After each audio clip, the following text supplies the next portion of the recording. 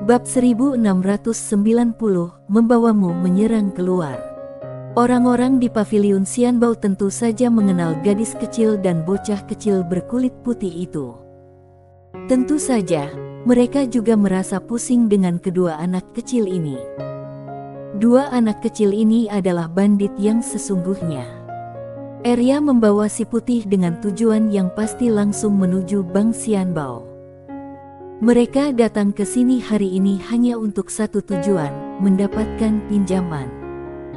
Tak lama kemudian seseorang melaporkan kedatangan mereka kepada Lisa.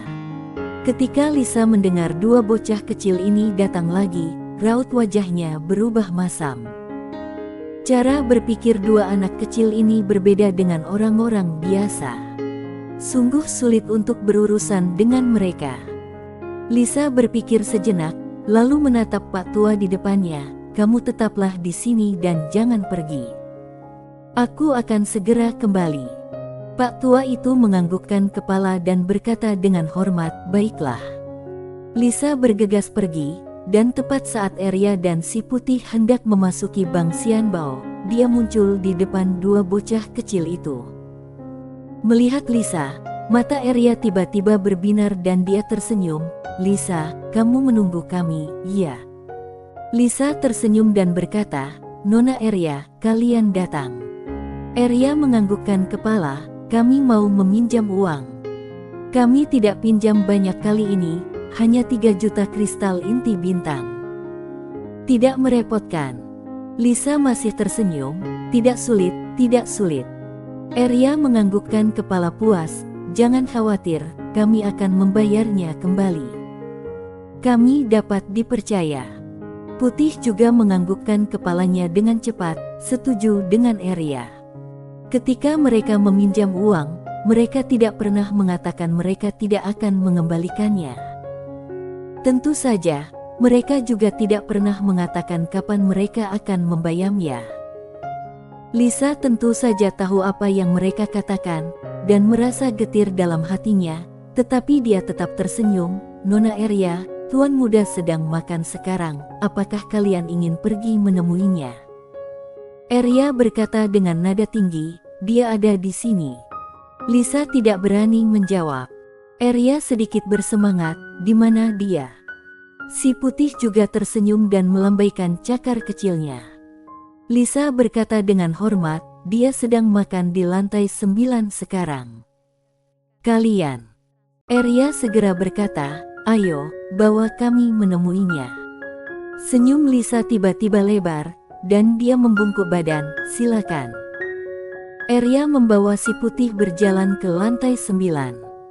Namun, setelah berjalan beberapa langkah, terdengar sebuah suara terkejut dari samping, "Leluhur roh, tak disangka leluhur roh." Si putih menoleh seorang gadis kecil berusia sekitar 11 atau 12 tahun yang menatapnya dengan penuh semangat dari kejauhan. Si putih menggaruk kepalanya, lalu mengayunkan cakar kecilnya. Melihat kejadian ini, gadis kecil itu begitu gembira sehingga dia segera menarik pria di sampingnya dan berkata, "Kakak, aku ingin leluhur roh ini. Belikan untukku. Aku ingin menjadi hewan peliharaanku." Pria itu tidak terlalu tua, berusia sekitar 20 tahun, dan mengenakan jubah mewah, tampak cukup kaya. Pria itu mengusap kepala gadis kecil itu dengan penuh kasih sayang, "Baik-baik." Setelah itu, dia bersama gadis kecil itu segera menghentikan Arya dan Lisa. Arya menjilati lollipop itu dan menatap pria itu, "Ada apa?" Pria itu tersenyum dan berkata, "Adik kecil, adikku menyukai leluhur roh di bahumu. Kamu terserah buka harganya." Lisa mengerutkan kening, tetapi dia tidak mengatakan apa-apa. Arya menatap pria itu dan berkata, "Tidak jual." Si putih memelototi pria itu, lalu menepuk kantong kecil di dadanya. Pria itu tiba-tiba merasa malu, dan gadis kecil itu menarik tangannya, dan memohon, "Kakak, aku ingin leluhur roh ini, aku hanya mau ini. Aku ingin dia menjadi peliharaanku." Arya menatap gadis kecil itu, "Aku akan memakanmu, percaya atau tidak." Sambil berbicara dia menjilati bibirnya. Gadis kecil itu sangat marah, "Kamu tahu siapa aku?" Arya berkata dengan tenang, "Kamu adalah orang gila." Lisa sedikit kaget. "Kurang ajar." Gadis kecil itu sangat marah dan hendak bertindak, tetapi dihentikan oleh pria itu. Dia menarik gadis kecil itu dan menatap Arya, "Adik kecil, jika kamu bersedia menyerahkan leluhur roh ini, kamu dapat buka harga terserah kamu. Kami bersedia membayar. Jika kamu tidak dapat mengambil keputusan, kamu dapat meminta keluargamu."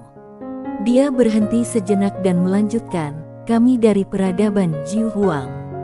Peradaban Jiu Huang. Mendengar perkataan ini, orang-orang di sekitar sedikit terkejut. Ini adalah peradaban yang baru saja dipromosikan dari peradaban makhluk dewa ke tingkat super makhluk dewa, dan baru saja memasuki alam semesta mula, jadi sangat populer. Beberapa orang di sekitar juga sedikit kaget. Sebenarnya, mereka tidak mengenal Arya dan si putih, mereka juga tidak mengenal Lisa, tetapi mereka tahu bahwa di alam semesta mula ini, harus bersikap rendah hati dan tidak mudah membuat masalah, agar tidak mendatangkan bencana bagi peradaban mereka sendiri. Arya menjilati lollipop itu dan berkata, "Tidak pernah dengar." Pria itu mengerutkan kening, merasa tidak senang dan malu, karena Arya tidak ingin menjualnya, dan dia tidak bisa berkata apa-apa lagi. Adapun ide untuk memaksa menjual, dia memang sudah memikirkannya, tetapi bagaimanapun juga, sekarang berada di paviliun Xianbao, dia masih sedikit takut. Gadis kecil yang ada di sebelahnya melihat keraguannya langsung merajuk. Dia menunjuk si putih dan berkata, "Kakak, aku menginginkannya, aku menginginkannya." Si putih menatap gadis kecil itu, dan cakar kecilnya telah masuk ke dalam sakunya dan mengambil palu. Lisa tidak mengatakan apa-apa karena Arya masih diam saja.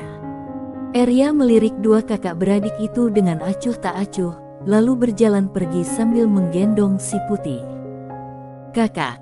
Melihat Arya menggendong si putih dan hendak pergi, gadis kecil itu tiba-tiba menjadi marah. Dia menarik tangan lelaki itu dan mengguncangnya dengan kuat. Lisa menatap pria yang bingung itu. Dia mengeluarkan lencana dan menyematkannya di dadanya. Itu adalah lencana paviliun Xianbao. Karena Arya tidak berniat meneruskan masalah itu, dia tidak keberatan menunjukkan sedikit niat baik kepada kakak beradik itu agar mereka menyerah. Ketika pria itu melihat lencana identitas Lisa, dia sedikit terkejut.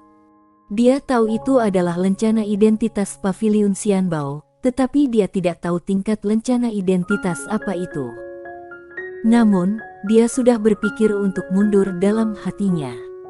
Gadis kecil itu tiba-tiba memelotot ke arah Lisa, "Apakah paviliun Xianbao begitu hebat? Apakah kamu mencoba menakut-nakuti kami dengan identitasmu?" Lisa sedikit kaget. Pria itu masih agak tenang. Dia segera menarik gadis kecil itu dan berkata, "Jojo, kamu ingin punya hewan peliharaan? Ayo kita pilih yang baru." Gadis kecil itu jelas terbiasa dimanja. Semakin dia tidak bisa mendapatkan sesuatu, semakin menginginkannya. Dia bergegas menuju Arya dan si putih, jelas-jelas mencoba merampok mereka. Mata Lisa langsung berubah tajam, dan pada saat ini, beberapa pria berpakaian hitam muncul di depan gadis kecil itu. Prajurit paviliun Xian. Mata gadis kecil itu tiba-tiba mengecil. Pada saat ini, dia merasakan aura kematian. Namun saat itu, Arya yang berjalan paling depan di kejauhan melambaikan tangannya dan berkata, "Jika seorang anak tidak dididik dengan baik, itu adalah kesalahan ayahnya. Bunuh ayahnya dan biarkan dia tidak punya ayah lagi mulai sekarang." Semua orang terdiam. Setelah menerima perintah Arya, Lisa segera melambaikan tangannya, dan beberapa prajurit Xianbao menghilang di tempat. Pria itu jelas menyadari masalahnya pada saat ini dan ingin mengatakan sesuatu, Tetapi Lisa langsung pergi dan tidak memberi mereka kesempatan sama sekali. Gadis kecil itu tercengang dengan apa yang baru saja dilihatnya. Arya berjalan ke restoran sambil menggendong si putih. Dia langsung menuju ruang pribadi Sander berada. Ketika manajer restoran melihat ini, dia hendak melangkah maju untuk menghentikan mereka. Lisa langsung menatapnya, kemudian dia mengerti dan segera berdiri di samping dengan sopan. Sebelum Arya sampai di ruang pribadi itu, terdengar suara, "Cucu, aku datang." Semua orang tercengang. Pintu ruang pribadi terbuka, dan Arya berjalan ke dalam ruang pribadi sambil menggendong si putih. Dia duduk tepat di sebelah Sander, dan si putih terbang ke bahu Sander, mengusap kepala Sander dengan cakar kecilnya, dan melambaikan cakar kecilnya ke arah Funi sebagai salam. Funi tersenyum pada si putih. Sander memeluk si putih dan berkata sambil tersenyum, "Arya, si putih, apa kalian sudah makan?" Arya menggelengkan kepalanya, "Belum." Sander berkata, "Kamu mau makan apa? Pesan saja apa yang kamu mau." Lisa berjalan ke arah Arya sambil membawa buku menu, dan Arya berkata, "Berikan aku 2 daging manusia panggang." Ah, Lisa tercengang. Ekspresi Sander juga membeku. Arya jelas menyadari bahwa dia telah mengatakan sesuatu yang salah, dan mengubah kata-katanya dengan nada pucat, "Berikan aku 2 domba panggang utuh." Lisa menenangkan hatinya. Setelah Lisa pergi, Arya mengambil sumpit, mengambil sepotong ikan dan memasukkannya ke dalam mulutnya, lalu menatap Sander, "Apa ada yang menindasmu?" Sander tersenyum dan berkata, "Tidak." Arya menganggukkan kepala, "Jika ada, jangan lupa beritahu aku dan aku akan membantumu mengalahkannya." Sander menganggukkan kepala, "Oke." Arya berkata, "Begini, aku dan si putih sedikit kekurangan uang akhir-akhir ini." Saat dia mengatakan ini, dia melirik Sander. "Kekurangan uang?" Sander sedikit terkejut. Arya menganggukkan kepala, "Yah, kami kekurangan uang, jadi kami berencana untuk meminta pinjaman ke Paviliun Xianbao." Sander berkata, "Pinjam berapa?" Arya berkata, "Sekitar 3 juta kristal galaksi." Sander tiba-tiba berkata, "Lisa." Lisa bergegas masuk, dan Sander tersenyum dan bertanya, "Berapa banyak uang yang bisa aku pakai?" Lisa buru-buru berkata, "Tuan muda, Anda dapat menggunakan semua uang yang ada di Paviliun Xianbao." Sander bertanya, "Berapa banyak kristal inti bintang yang kita miliki sekarang?" Lisa berkata, "Sebanyak yang kamu mau." Kelopak mata Arya berkedut. Si putih berkedip dan tersenyum lebar. Sander berkata, "Ambil 10 juta kristal inti bintang dan berikan kepada Arya." Selain itu, saat dia datang ke Paviliun Xianbao di masa mendatang, dia tidak perlu utang, memberikan sebanyak yang dia inginkan. Lisa segera berkata dengan hormat, "Mengerti." Sambil berkata demikian, dia melangkah maju dan menyerahkan sebuah kartu hitam emas Arya. "Nona Arya, dengan kartu ini, kamu bisa memperoleh kristal inti bintang di Bank Xianbao manapun, sebanyak yang kamu mau." Arya menyimpan kartu hitam emas itu dan berkata, "Bungkus daging domba panggang utuh dan kirimkan ke domain Guanxuan." Setelah berkata demikian, dia melompat dari bangku dan berjalan ke sisi Sander.